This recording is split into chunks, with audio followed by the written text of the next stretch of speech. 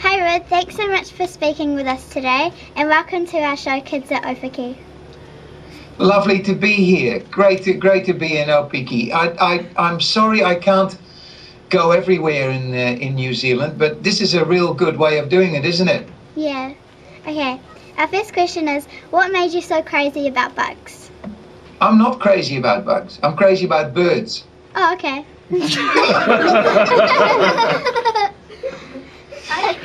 Now, to be quite honest, you need to know that my first hobby in my life was birds, actually, and I was 7 years old when I had binoculars. So shows you that I was a bird watcher well before I was a bug watcher. My hobby in insects became when I was at university, so when I was 21, 22, 23.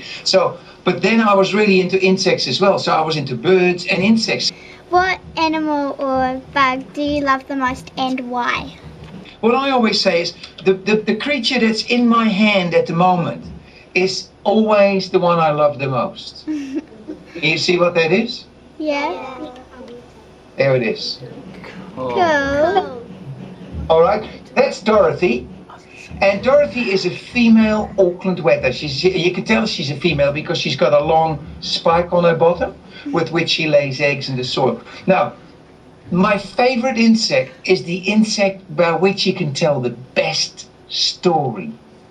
That, to me, is the most important thing, to tell stories about bugs. So when Dorothy starts to walk around on my hand, she feels me with her antennae, she touches me with her mouth parts, she can taste me, and then she goes around the corner like this, and then and if I'm really rough with her, she'll raise her big hind legs, because then she'll say to me, get away, don't do that, she says, don't touch me. So she can actually communicate. Cool. She can make a sound. She's got ears on her elbows. Yeah, so she can listen as well. So there's so many stories to be told about weathers. I love them. So when you ask me what's your favorite insect, anything. I'll give you another example. Did you know that in New Zealand we have, hang on, here we go, I'll get another thing out for you, that in New Zealand we have one of the largest earwigs in the world. I'll put them on my hand. Oh my gosh. Oh my gosh.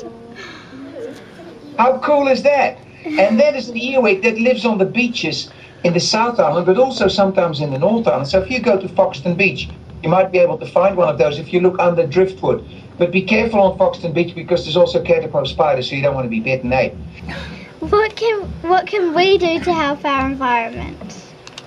By being observant, by being careful, by restoring the environment. I'll give you one little tip. Go online or Google the words Kids Restore New Zealand.